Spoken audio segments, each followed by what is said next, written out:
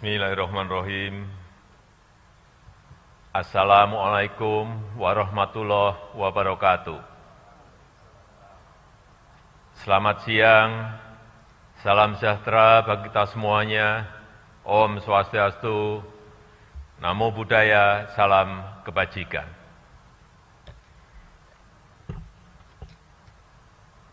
Yang saya hormati Wakil Presiden Republik Indonesia,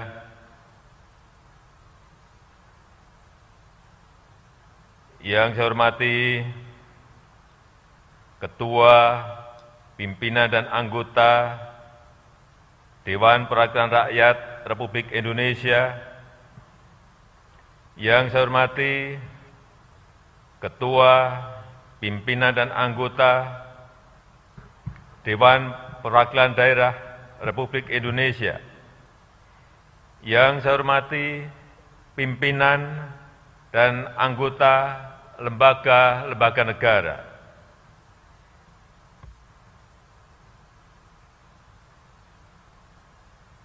yang saya hormati Ibu Hajah Megawati Soekarno Putri, Presiden kelima Republik Indonesia, yang saya hormati Bapak Susilo Bambang Yudhoyono, Presiden ke-6 Republik Indonesia, yang saya hormati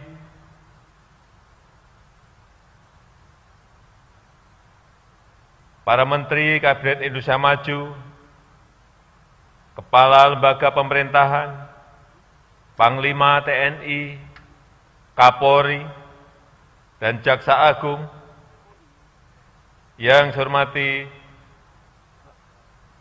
hadirin sekalian yang berbahagia, serta saudara-saudara sebangsa dan setanah air.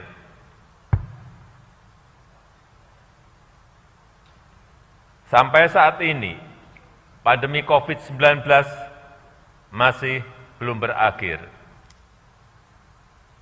Di tahun 2022, kita masih akan dihadapkan pada ketidakpastian yang tinggi. Kita juga harus bersiap menghadapi tantangan global lainnya, seperti ancaman perubahan iklim, peningkatan dinamika geopolitik, serta pemulihan ekonomi global yang tidak merata. Karena itu, APBN tahun 2022 harus antisipatif, harus responsif, dan fleksibel merespon ketidakpastian. Namun, tetap mencerminkan optimisme dan kehati-hatian. APBN berperan sentral untuk melindungi keselamatan masyarakat dan sekaligus sebagai motor pengungkit pemulihan ekonomi. Sejak awal pandemi, kita telah menggunakan APBN sebagai perangkat kontrasiklus, mengatur keseimbangan rem dan gas, mengendalikan penyebaran COVID-19, melindungi masyarakat yang rentan, dan sekaligus mendorong kelangsungan dunia usaha. Strategi ini membuahkan hasil. Mesin pertumbuhan yang tertahan di awal pandemi sudah mulai bergerak. Di kuartal kedua 2021 kita mampu tumbuh 7,07% year on year, dan tingkat inflasi yang terkendali di angka 1,52% year on year. Capaian ini harus terus dijaga momentumnya. Reformasi struktural harus terus diperkuat. Undang-Undang Cipta Kerja, Lembaga Pengelola Investasi (INA), dan sistem OSS berbasis risiko adalah lompatan kemajuan yang dampaknya bukan hanya pada peningkatan produktivitas, peningkatan daya saing investasi, dan peningkatan ekspor, tapi juga pada penciptaan lapangan kerja yang berkualitas dan pemulihan ekonomi yang berkelanjutan. Hadirin yang saya muliakan, dengan berpijak pada strategi tersebut, pemerintah mengusung tema kebijakan fiskal tahun 2022 yaitu pemulihan ekonomi dan reformasi struktural. Pemulihan sosial ekonomi akan terus dimantapkan sebagai penguatan fondasi untuk mendukung pelaksanaan reformasi struktural secara optimal. Reformasi struktural merupakan hal yang sangat fundamental untuk pemulihan dan akselerasi pertumbuhan ekonomi pasca pandemi. Karena Indonesia bukan hanya harus tumbuh, tapi tumbuh dengan cepat dan berkelanjutan. Untuk itu, produktivitas harus ditingkatkan. Produktivitas akan bisa meningkat bila kualitas SDM membaik. Diperkuat oleh konektivitas yang semakin merata, pembangunan infrastruktur yang dipercepat, termasuk infrastruktur digital, energi, dan pangan untuk mendorong industrialisasi, serta dukungan ekosistem hukum dan birokrasi yang kondusif bagi dunia usaha. Ketua, pimpinan, dan anggota Dewan yang saya hormati, dengan berpijak pada kebijakan reformasi struktural, serta memperhitungkan dinamika pandemi COVID-19 di Indonesia, asumsi indikator ekonomi makro yang kami pergunakan di tahun 2022 adalah sebagai berikut. Pertumbuhan ekonomi tahun 2022 diperkirakan pada kisaran 5,0% sampai 5,5%. Kita akan berusaha maksimal mencapai target pertumbuhan di batas atas yaitu 5,5%. Namun, harus tetap waspada karena perkembangan COVID-19 masih sangat dinamis. Kita akan menggunakan seluruh sumber daya, analisis ilmiah, dan pandangan para ahli untuk terus mengendalikan pandemi COVID-19. Dengan demikian, pemulihan ekonomi dan kesejahteraan sosial dapat dijaga serta terus dipercepat dan diperkuat. Tingkat pertumbuhan ekonomi ini juga menggambarkan proyeksi pemulihan yang cukup kuat, didukung oleh pertumbuhan investasi dan ekspor sebagai dampak pelaksanaan reformasi struktural. Namun, kewaspadaan tetap diperlukan, mengingat ketidakpastian global dan domestik dapat menyumbang risiko-risiko bagi pertumbuhan ekonomi ke depan. Inflasi akan tetap terjaga pada tingkat 3%, menggambarkan kenaikan sisi permintaan, baik karena pemulihan ekonomi maupun perbaikan daya beli masyarakat. Rupiah diperkirakan bergerak pada kisaran Rp14.350 per US dollar. Dan suku bunga surat utang negara 10 tahun diperkirakan sekitar 6,82%. Mencerminkan fundamental ekonomi Indonesia dan pengaruh dinamika global. Harga minyak mentah Indonesia (ICP) diperkirakan akan berkisar pada 63 US dollar per barel. Lifting minyak, gas, dan bumi diperkirakan masing-masing mencapai 703.000 barel dan 1.036.000 barel setara minyak per hari. Ketua, pimpinan, dan anggota Dewan yang saya hormati, dengan mencermati dinamika perekonomian dan perkembangan penanganan COVID-19, arsitektur kebijakan fiskal harus antisipatif dan responsif, dengan tetap menjaga keseimbangan antara kemampuan kontrasiklus dengan upaya pengendalian risiko, agar keberlanjutan fiskal jangka panjang tetap dapat terjaga. Karena itu, konsolidasi dan reformasi fiskal harus terus dilakukan secara menyeluruh, bertahap, dan terukur, meliputi penguatan sisi penerimaan negara dan perbaikan sisi belanja, serta pengelolaan pembiayaan yang prudent, yang hati-hati, untuk mewujudkan pengelolaan fiskal yang lebih sehat, berdaya tahan, dan mampu menjaga stabilitas perekonomian ke depan. Konsolidasi fiskal tahun 2022 akan lebih fokus untuk mendukung pelaksanaan reformasi struktural, terutama akselerasi pembangunan SDM melalui reformasi bidang kesehatan, perlindungan sosial, dan pendidikan. Reformasi struktural juga diarahkan untuk perbaikan fondasi ekonomi melalui reformasi regulasi dan birokrasi serta dukungan sektoral yang mendorong pertumbuhan. Pemerintah juga melanjutkan komitmen menurunkan kemiskinan, terutama penghapusan kemiskinan ekstrem dan mengurangi ketimpangan sosial. Reformasi fiskal juga terus dijalankan melalui optimalisasi pendapatan, penguatan belanja berkualitas, serta inovasi pembiayaan. Upaya optimalisasi pendapatan ditempuh melalui penggalian potensi, perluasan basis perpajakan, peningkatan kepatuhan wajib pajak, dan optimalisasi pengelolaan aset serta inovasi layanan. Dengan demikian, angka rasio perpajakan dapat diperbaiki untuk penguatan ruang fiskal dengan tetap melindungi kepentingan rakyat kecil. Upaya penguatan belanja berkualitas dilakukan melalui pengendalian belanja agar lebih efisien, lebih produktif, dan menghasilkan multiplier efek yang kuat terhadap perekonomian, serta efektif untuk mendukung program prioritas dan peningkatan kesejahteraan masyarakat. Inovasi di sisi pembiayaan difokuskan untuk mendorong pembiayaan yang fleksibel dan kehati-hatian, melalui kerjasama pemerintah dan badan usaha yang lebih terintegrasi dalam pembiayaan infrastruktur, penguatan peran lembaga pengelola investasi, serta pendalaman pasar obligasi negara.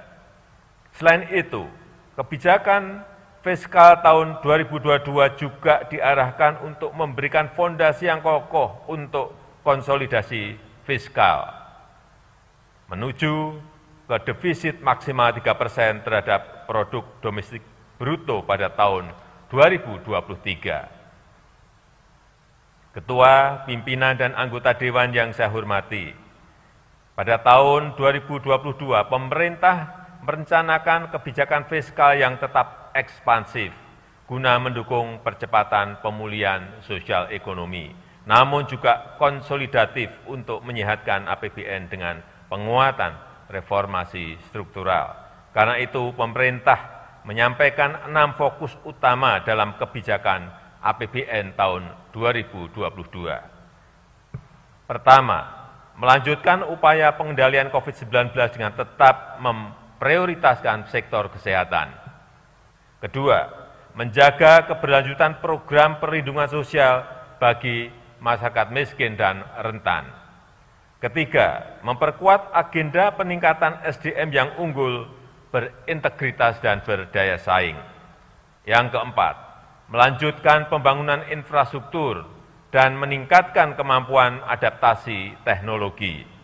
Kelima, penguatan desentralisasi fiskal untuk peningkatan dan pemerataan kesejahteraan antar daerah. Keenam, melanjutkan reformasi penganggaran dengan menerapkan zero-based budgeting untuk mendorong agar belanja lebih efisien, memperkuat sinergi pusat dan daerah, fokus terhadap program prioritas dan berbasis hasil, serta antisipat terhadap kondisi ketidakpastian. Hadirin yang saya muliakan, belanja negara dalam RAPBN 2022 direncanakan sebesar 2.708,7 triliun rupiah yang meliputi belanja pemerintah pusat sebesar 1.938,3 triliun rupiah, serta transfer ke daerah dan dana desa sebesar 770,4 triliun rupiah. Anggaran kesehatan direncanakan sebesar 255,3 triliun rupiah atau 9,4% dari belanja negara. Anggaran tersebut akan diarahkan untuk melanjutkan penanganan pandemi, reformasi sistem kesehatan, dan percepatan penurunan stunting, serta kesinambungan program JKN. Untuk penanganan COVID-19, fokus pemerintah antara lain, antisipasi risiko dampak COVID-19 dengan testing, tracing, dan treatment, melanjutkan program vaksinasi COVID-19, serta penguatan sosialisasi dan pengawasan protokol kesehatan. Kita harus bisa memanfaatkan pandemi sebagai momentum untuk perbaikan dan reformasi sistem kesehatan Indonesia. Kita harus mampu membangun produksi vaksin sendiri dan mendorong berkembangnya industri farmasi yang kuat dan kompetitif. Kita juga harus membenahi fasilitas layanan kesehatan dari hulu sampai hilir, dari pusat hingga ke daerah, transformasi layanan primer, layanan rujukan, peningkatan ketahanan kesehatan, peningkatan kualitas dan redistribusi tenaga kesehatan, serta pengembangan teknologi informasi dalam layanan kesehatan. Pemerintah juga menjaga kesinambungan program JKN serta meningkatkan kualitas layanan JKN. Selanjutnya, percepatan penurunan stunting dilakukan melalui perluasan cakupan seluruh kabupaten kota di Indonesia dengan penguatan sinergi berbagai institusi. Anggaran perlindungan sosial dialokasikan sebesar Rp427,5 triliun untuk membantu masyarakat miskin dan rentan memenuhi kebutuhan dasarnya, dan dalam jangka panjang diharapkan akan mampu memotong rantai kemiskinan. Sejalan dengan hal tersebut, untuk mendukung reformasi program perlindungan sosial yang diarahkan pada melanjutkan penyempurnaan data terpadu kesejahteraan sosial di TKS dan mensinergikan dengan berbagai data terkait, mendukung reformasi perlindungan sosial secara bertahap dan terukur, mendukung program jaminan kehilangan pekerjaan sesuai dengan Undang-Undang Cipta Kerja, serta peningkatan kualitas implementasi perlindungan sosial dan pengembangan skema perlindungan sosial adaptif. Untuk peningkatan produktivitas dan kualitas SDM disiapkan anggaran pendidikan sebesar Rp541,7 triliun. Pembangunan SDM tetap menjadi agenda prioritas kita. Indonesia harus bisa memanfaatkan bonus demografi dan siap menghadapi disrupsi teknologi. Kita harus menyiapkan SDM yang produktif, inovatif, dan berdaya saing global, dengan tetap mengamalkan nilai-nilai Pancasila, berakhlak mulia, dan menjaga jati diri budaya bangsa. Kebijakan diarahkan untuk melanjutkan reformasi pendidikan dengan penekanan pada 3 hal. Peningkatan kualitas SDM melalui penguatan PAUD dan sekolah penggerak, pemerataan sarana prasarana pendidikan, serta menyelesaikan mismatch pendidikan dengan penguatan pendidikan vokasi, pengembangan riset, terapan, dan inovasi yang tersambung dengan industri dan masyarakat, program magang dan teaching industry, serta pelaksanaan program Merdeka Belajar. Pemerintah berkomitmen untuk memperkuat investasi pemerintah di bidang pendidikan antara lain, mendukung perluasan program beasiswa, adopsi teknologi informasi dan komunikasi, pemajuan kebudayaan, penguatan perguruan tinggi kelas dunia, dan pengembangan riset dan inovasi. Pembangunan infrastruktur dianggarkan sebesar Rp384,8 triliun.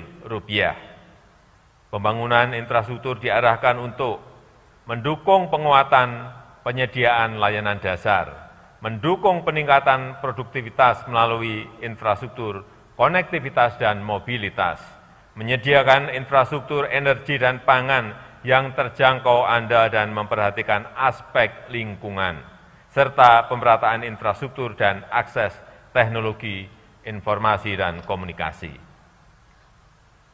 Untuk mendukung target pembangunan infrastruktur, strategi memadukan anggaran dengan bauran pendanaan akan terus dilakukan. Skema KPBU menjadi model pembiayaan yang terus ditawarkan. Bauran pendanaan antara kementerian, lembaga, BUMN, dan swasta akan terus diperkuat.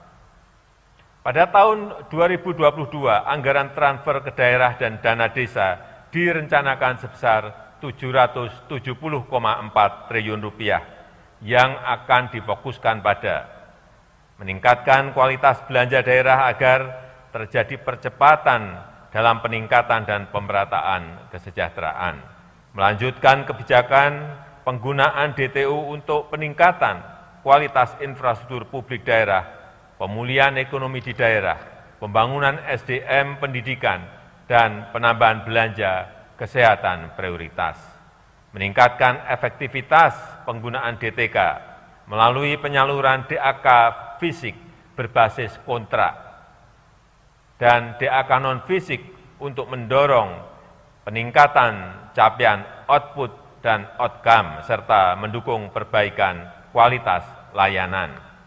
Melanjutkan penguatan sinergi perencanaan penganggaran melalui peningkatan harmonisasi belanja kementerian, lembaga, dan TKDD, serta memprioritaskan pembangunan dana desa untuk pemulihan ekonomi di desa melalui program perlindungan sosial dan kegiatan penanganan COVID-19 serta mendukung sektor-sektor prioritas. Pemerintah juga akan terus melakukan penguatan quality control terhadap TKDD agar terjadi perbaikan dan pemerataan layanan publik di seluruh pelosok tanah air, serta untuk memastikan program prioritas nasional yang dilakukan pemerintah daerah berjalan efisien, efektif, transparan, dan berkeadilan. Penajaman juga kita lakukan dalam pengelolaan dana otonomi khusus Papua dan Papua Barat. Lahirnya Undang-Undang Nomor 2 Tahun 2021 membawa angin segar perubahan pengelolaan dana otonomi khusus yang lebih baik. Perpanjangan dan peningkatan besaran dana otsus menjadi 2,25% dari plafon dana alokasi umum nasional, disertai dengan perbaikan dan penajaman kebijakan dalam skema pengalokasian, penyaluran, dan tata kelola dana otsus. Upaya itu diharapkan memberikan dampak signifikan bagi peningkatan kesejahteraan masyarakat di tanah Papua. Berbagai kebijakan belanja negara secara keseluruhan diharapkan dapat mendorong tercapainya sasaran pembangunan pada tahun 2022, yakni tingkat pengangguran terbuka 5,5 sampai dengan 6,3%. Tingkat kemiskinan di kisaran 8,5 sampai dengan 9,0%, dengan penekanan pada penurunan kemiskinan ekstrem. Tingkat ketimpangan rasio Gini di kisaran 0,376 sampai dengan 0,378, serta indeks pembangunan manusia di kisaran 73,41 sampai dengan 73,46. Ketua, pimpinan, dan para anggota Dewan yang saya hormati, untuk mencapai sasaran pembangunan di atas, diperlukan peningkatan pendapatan negara pada tahun 2022 menjadi sebesar Rp1.840,7 triliun, yang terdiri dari penerimaan perpajakan sebesar Rp1.506,9 triliun dan penerimaan negara bukan pajak PNBP sebesar Rp333,2 triliun. Mobilisasi pendapatan negara dilakukan dalam bentuk optimalisasi penerimaan pajak maupun reformasi pengelolaan PNBP. Untuk memperkuat kemandirian dalam pembiayaan pembangunan, kita perlu meneruskan reformasi perpajakan. Reformasi perpajakan bertujuan untuk menciptakan keadilan bagi seluruh rakyat Indonesia. Reformasi perpajakan tersebut dilakukan melalui perluasan basis pajak, peningkatan kepatuhan, serta perbaikan tata kelola dan administrasi perpajakan dalam rangka meningkatkan rasio perpajakan. Selain itu, pemberian berbagai insentif perpajakan yang tepat dan terukur diharapkan mampu mendorong percepatan pemulihan dan peningkatan daya saing investasi nasional serta memacu transformasi ekonomi. Sementara itu, untuk peningkatan PNBP terus dilakukan melalui perbaikan proses perencanaan dan pelaporan PNBP dengan menggunakan teknologi informasi yang terintegrasi, penguatan tata kelola dan pengawasan PNBP, optimalisasi pengelolaan aset, intensifikasi penagihan dan penyelesaian piutang PNBP, serta mendorong inovasi layanan dengan tetap menjaga kualitas dan keterjangkauan layanan. Ketua, pimpinan, dan para anggota Dewan yang terhormat, defisit anggaran tahun 2022 direncanakan sebesar 4,85% terhadap PDB atau 868 triliun rupiah. Rencana defisit tahun 2022 memiliki arti penting sebagai langkah untuk mencapai konsolidasi fiskal. Mengingat tahun 2023 defisit anggaran diharapkan dapat kembali ke level paling tinggi 3% terhadap produk domestik bruto. Defisit anggaran tahun 2022 akan dibiayai dengan memanfaatkan sumber-sumber pembiayaan yang aman dan dikelola secara hati-hati dengan menjaga keberlanjutan fiskal. Komitmen untuk menjaga keberlanjutan fiskal dilakukan agar tingkat utang dalam batas yang terkendali. Hadirin yang saya muliakan, demikianlah keterangan pemerintah atas rancangan undang-undang tentang anggaran, pendapatan, dan belanja negara tahun anggaran 2022 beserta nota keuangannya. Besar harapan kami, pembahasan RAPBN tahun 2022 dapat dilakukan secara konstruktif demi mewujudkan Indonesia maju berdasarkan Pancasila dan Undang-Undang Dasar 1945. Semoga Allah Subhanahu wa Ta'ala senantiasa memberikan rahmat dan ridho-Nya bagi kita semuanya dalam melaksanakan tugas dan amanah seluruh rakyat Indonesia. Dirgahayu Republik Indonesia, Dirgahayu Negeri Pancasila Merdeka. Terima kasih. Wassalamualaikum warahmatullahi wabarakatuh. Om Santi Santi Santi Santi Om Namo Buddhaya.